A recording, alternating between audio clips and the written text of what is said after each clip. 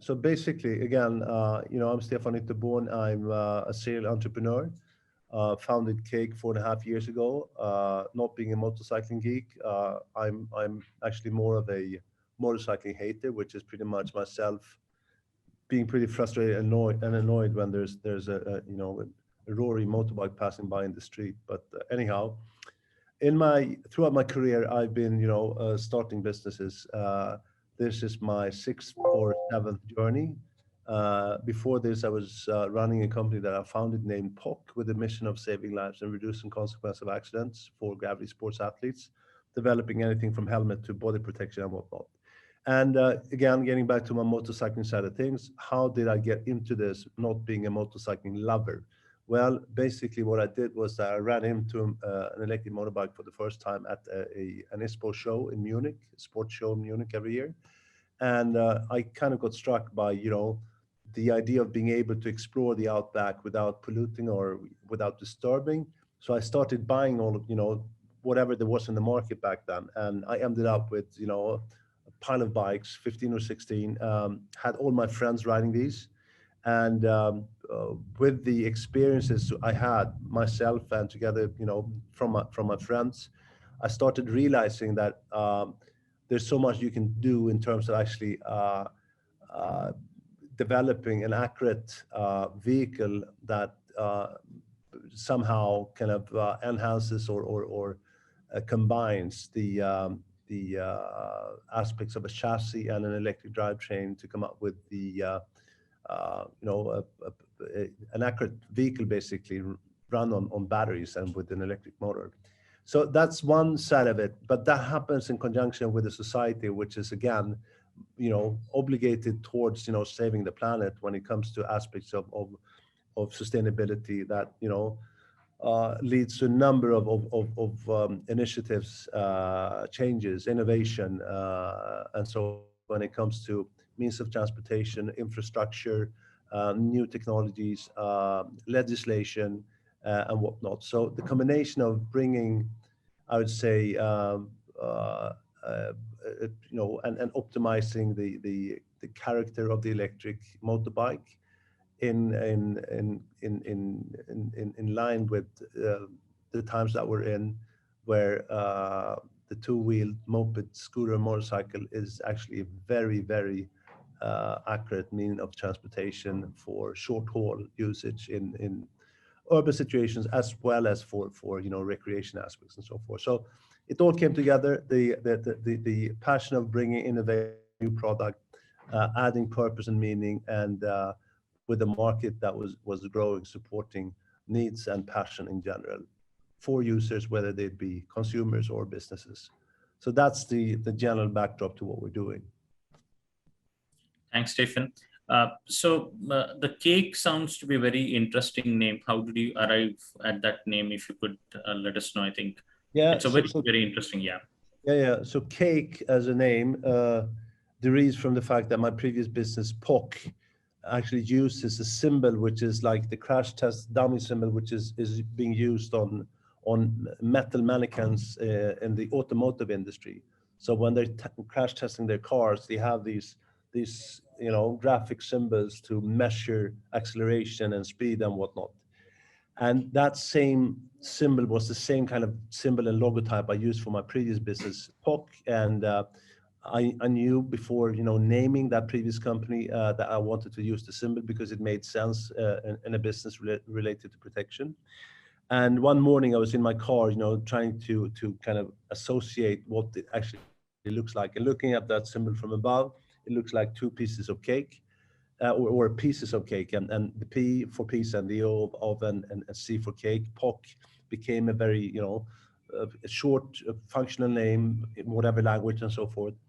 And when I now started cake, the piece of cake is left, and the rest of the cake is still there. So looking at the symbol of the cake, or the cake logotype these days, it's like a cake with a slice of the cake gone, which is the piece. So it really doesn't make any sense from a strategic business perspective. It's a story of my own, which is happened to be Right. That's a great name, Stefan, though.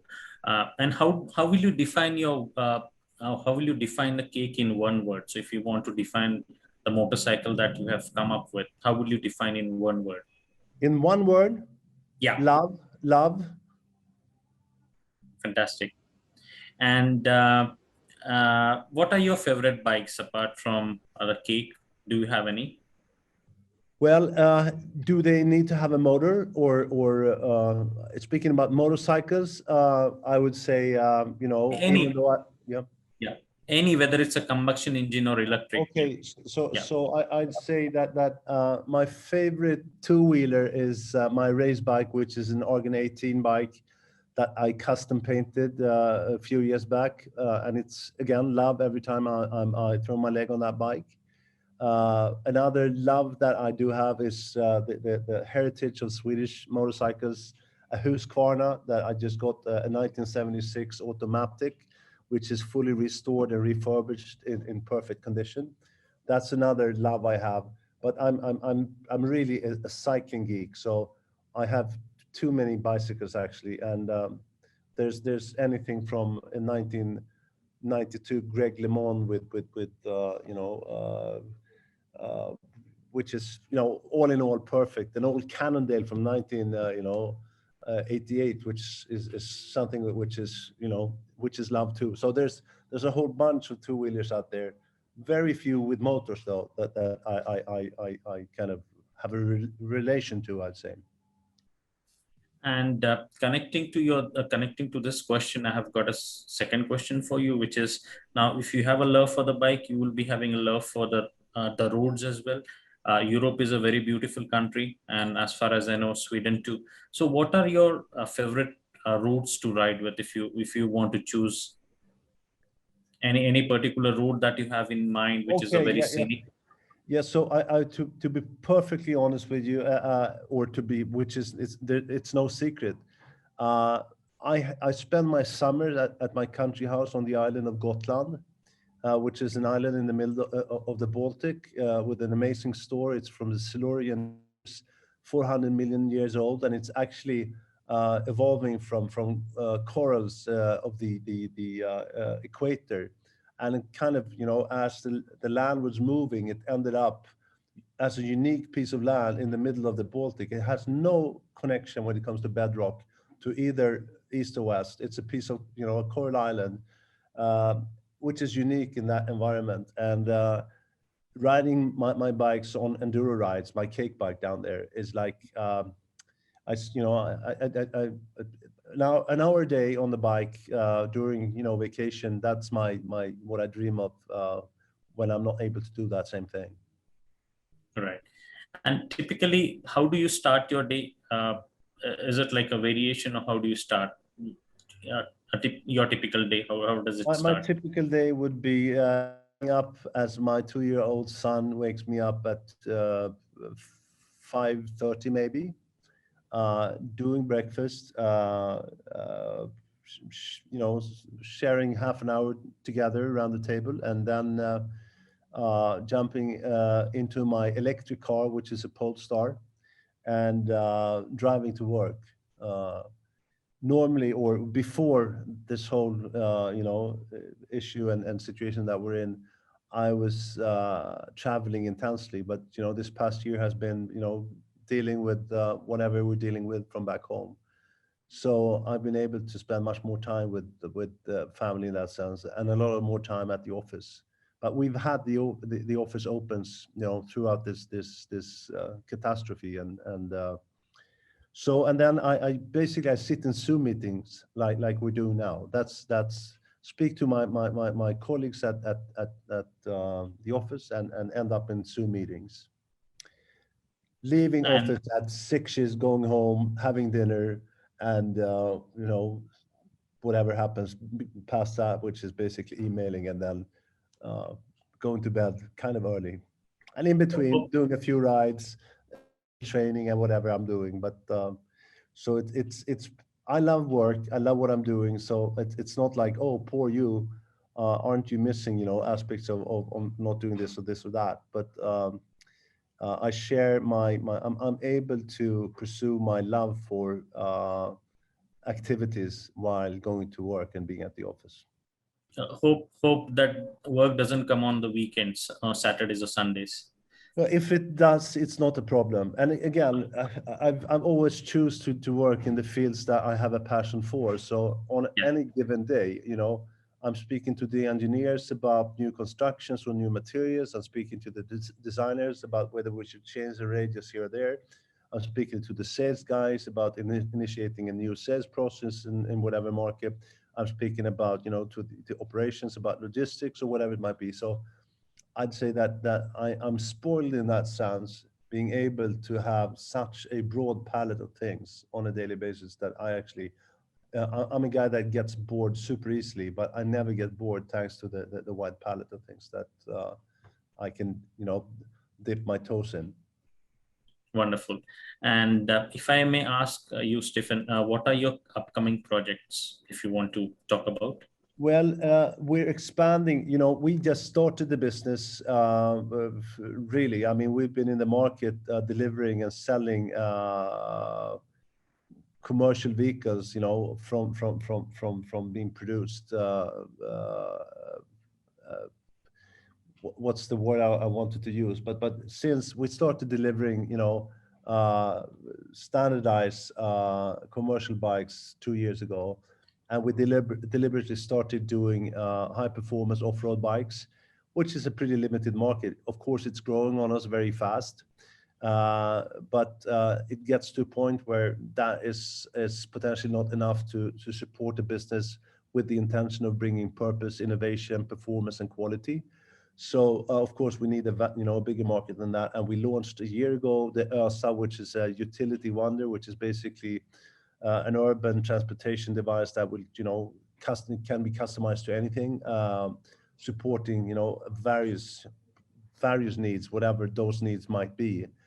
So it's like a new level of urban transportation, which normally had been supported by a van or a truck or a car or whatever. Those are our two first platforms. But again, developing this business towards our long-term perspective and aim, which is getting to 200,000 bikes plus by 2030, we need to establish a product line.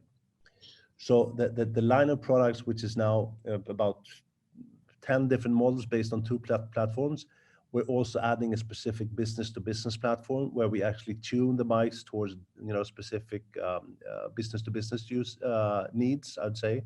And then there's a new platform that we're launching in October, which is a small little sibling to the ÖSA, which is basically like an urban shuttle to kind of take a next step in that sense. And during this, at the same time, we're on the other hand developing an extreme monster, which is going to be launched down the line, and together with additional models. So all in all, in the next 24 months, we'll be launching another 4 new platforms. So we're being busy, but it's all about making sure that we can tick all the boxes and that there are no voids in our offering, making sure that we actually support the different and differentiated needs or needs and wants between consumer users or business-to-business users. And how do you arrive at the idea of an anti-poaching bike, which sounds very interesting to me? Yeah. So yeah. So that was a project that came to us in a very, we're very lucky and we're extremely honored and happy to be in that project.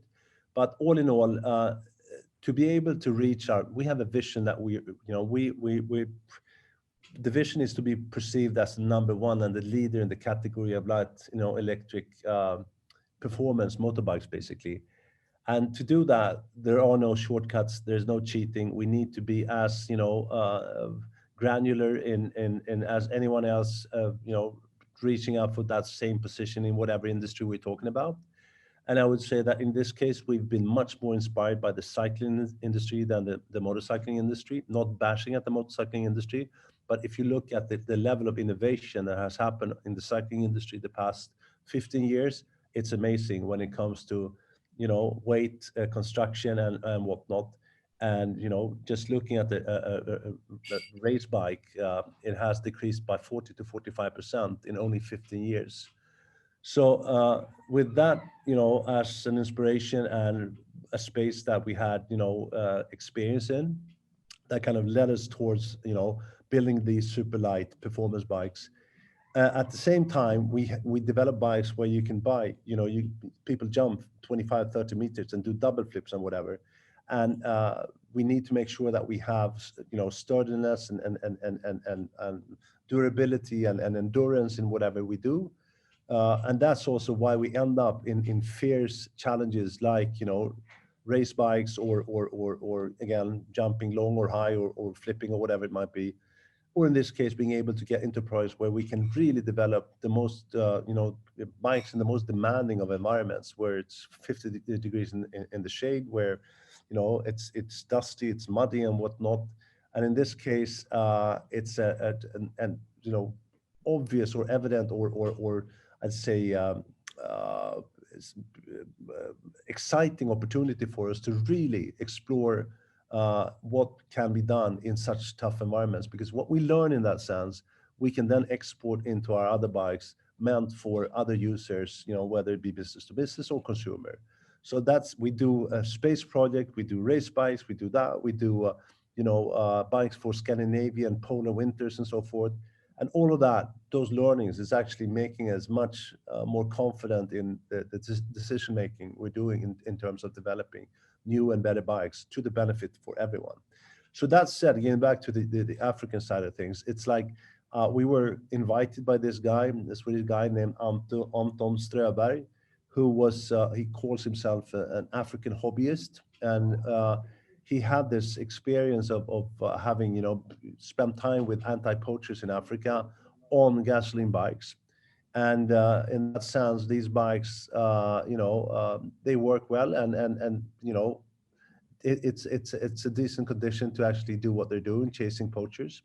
But the thing is that they need to fly in the gasoline or drive it in with trucks, and which is disastrous from an environmental point of view, of course. The other aspect is that they're really loud and noisy, these bikes. So the poacher, they hear these bikes, 45 minutes away. So, hey guys, they're on their way. Let's pack up and leave. So his thinking, and he was one of the guys I was actually inviting to ride at my country house in Gotland. And when he was on this bike, realizing the level of performance, and with his experience from anti-poaching on motorcycles in Africa, he was like, hey, Stefan, these are quiet. We can sneak up on the poachers without, being caught. Super interesting efficiency, races like that. Together with the fact, and he asked me, Stefan, do you think there's any chance of actually charging these bikes in the field? And then together with Gold Zero, we brought forward a power station. So these days, these bikes that are actually arriving to the Southern African Wildlife College in 2 weeks from now, to start to be used from starting then, is, I'd call that, it's a process, because there's so much that we need to learn. And I'd say it's going to be between 12 to 18 months before we're fully through. We have not solved everything. We have theoretically and by testing in different environments, in labs, basically, done what can be done from Sweden at this point. But again, even here, proof is in the pudding. So we will learn a lot from this. There's a lot of data being, associated to the process going forward. And, down the line, we'll be able to come up with something that really has, that fits these guys in the best of ways.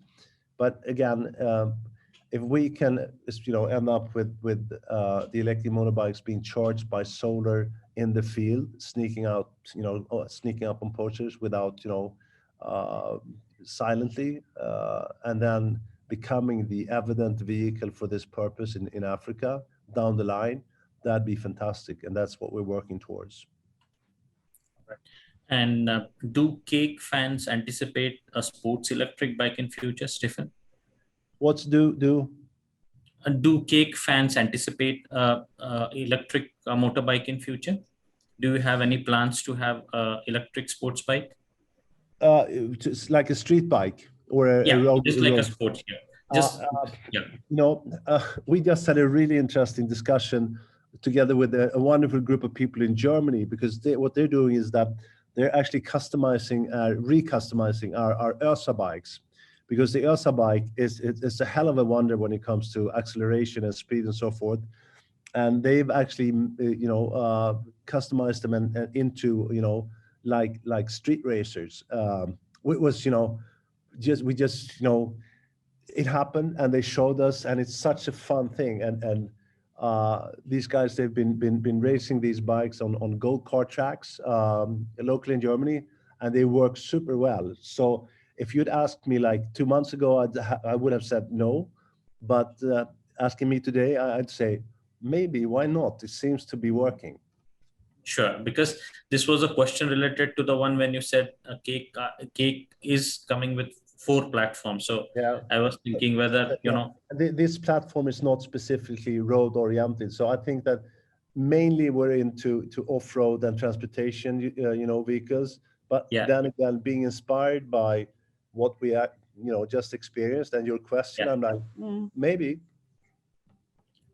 And what would you define as the most challenging projects till date, if it has to come with the motorcycles, with I the would cake? say that the most challenging, I'd say that what we're doing is basically developing from scratch. So there's not a single piece on the bikes which is standard. So we Sure. had to develop anything from hubs to rims to tires to suspension, everything. And that's the general perspective of not being able to actually use anything off the shelf. That is the biggest challenge.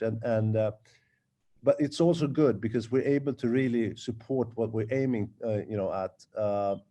But sometimes it's scarce, for instance, finding proper suspension. So Yeah. we developed the first suspension for the Calc bikes together with Alins. That went really well. It's a super product, and it's somewhat pricey. So when we move down the ladder and establish less expensive bikes, it's not evident that we immediately find something. So very often we need to find new collaborators, whether it's suspension or something else, when we kind of move forward. And so it's the level of time planning, engineering, and designing, together with sourcing and then manufacturing as a whole, making everything from scratch, which is the most challenging and the most fun too, I would say.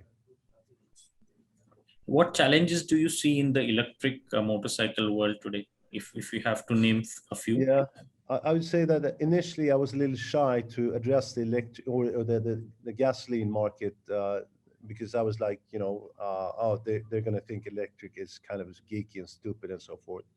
But I can now see how we have as much following from the motorcycling community as we have from others. We're talking about the brand, internally, that it's more Patagonia than Kawasaki, because it's more about the dream of the outback without polluting or without disturbing and so forth. And even in the urban environment, addressing people who care for respect, responsibility, and so forth.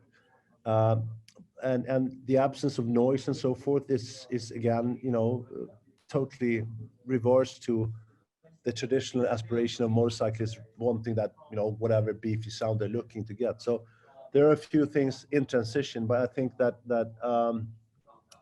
uh, getting back to your question, you asked the question what the biggest challenge is for. I think that the biggest challenge is the attitude within the motorcycling industry. At the same time, we're inviting totally new users that never ever have been on a motorbike before, due to the fact that no clutching, no changing gears, no maintenance, no scary noise and so forth. So I think that will actually broadening the user base of people riding these motorcycles.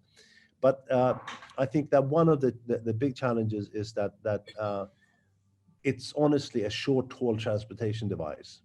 So I mean, dreaming about going from riding a bike from Stockholm to Johannesburg or Cape Town, it's not really happening. And we have all of these documentaries where people are riding electric bikes through South America and so forth. Yeah, but you can do that, but you need to have a car with you. And I think that we need to limit the perspective of what an electric two-wheeler, can contribute with, which is going to be somewhat limited. Of course, with new battery technology and so forth, that can be extended. but it's not a touring. It's not a touring vehicle, and I think that. And again, we'll see why aren't there any hybrids on the motorcycling side of things? I mean, so you can have Right. hub motor, for instance, to ride in the city, and then you have a gasoline one to get you from Stockholm to Munich. So I think that there's still a number of things that are challenging that needs to be found out. And until the whole concept around electric is really set, uh, there are, a pamphlet of challenges. Right. And probably this is how the electric motorcycle market will change when we go in the future. The ones Yeah, that you had I mentioned. think that in general, if you consider it being either a fun recreational thing for either play around with, or if you're into racing or whatever it might be, or exploring your surroundings. I mean, you can be out there for 3 to 4 hours, so you get pretty far. But Yeah. all in all, I think that as a transportation device in urban situations for people to get to point A to point B, it's going to be perfect. And I think that we're going to see bikes being uh, pulled on the pulley hook of cars. So when this the idea of electric highways and so forth, you get in your car, drive from home, park your car along the highway, and then just bring your two-wheeler off the back of your pulley hooky and go to the city and then back again. So I think the bundle and the combination between vehicles like that, car and a two-wheeler, for instance, is something that we'll see coming up pretty soon. Right. And how do you feel post-COVID, the specifically the motorcycle world will change? Because there are manufacturers who are facing supply chain management issues. I understand that this won't be a permanent issue, but how do you feel? This will it have a larger impact on a motorcycle world, or like what are your views on it? What Well, do you sorry, feel? I didn't really get that. My views on how what's Yeah, affecting the motorcycle I world. I said post COVID, how will the electric motorcycle world change? How will it change, or a normal motorcycle world will change? What do you see the impact of COVID on the motorcycle world? I think that again, I think that the biggest change is basically within the business to business side of things, where it makes a lot of sense in dense cities where consumers are actually asking for services being brought to their homes. So Right. again, it's a lot of last mile that will be taken care of by electric two-wheelers. Exactly. So that's one aspect of it. But also, I think that just the urge for people to explore their nearby surroundings. So instead of jumping on a plane going from Stockholm to Bangkok during my vacation, I might choose to explore my own surroundings and the outback around me. And then these vehicles are perfect for that.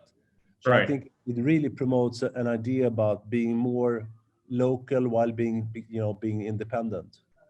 Yeah. How do you see yourself 5 years down the line? How do we see Cake? Well, our intention is to do 50,000 bikes in 5 years from now. So we're going from a situation where we have 1,000 bikes in the market, deliberately and patiently getting into the market, not stressing things, because the big transition from gasoline to electric didn't really kick in yet, and we always Yeah. knew about this. Yeah. So what we're doing is that we're building a credible position to be able to actually start paddling that wave when it starts, coming, and then to be able to expand based on that position. So we're basically scaling right now. Our main focus is to scale the business from a relatively successful startup into becoming a vehicle industry. So we're building assembly hubs both in North America, in Taiwan for Asia, as well as in Europe. So, as an example of that. So the Yeah. kind of the whole the whole material of the business is changing from the startup mood into actually getting into this industrial perspective move. Right. Last question for you, Stephen. What do you do in your leisure time if you're not occupied with your work? What do you do? Well, I love sports. So again, it's like and especially gravity sports. So I was telling you about what I dream of and what I do every day, you know, an hour per day, do my summer vacations. But you know, I'm originally much more a skier and a cyclist and a surfer. So that's what I, you know, enjoy the most. And having become a motorcyclist now, electric one, I it kind of fits to my combination or my bucket of things that I love doing. Or I think that was a very interesting talk with you, Stefan, on the motorcycle world as well as what you're trying to achieve in the future. Thank you so much. Thanks, Stefan. Thank you, Bobby. All right. Thanks. Thank you all. Thank you, Stefan. Nice to meet you. Bye-bye. Nice.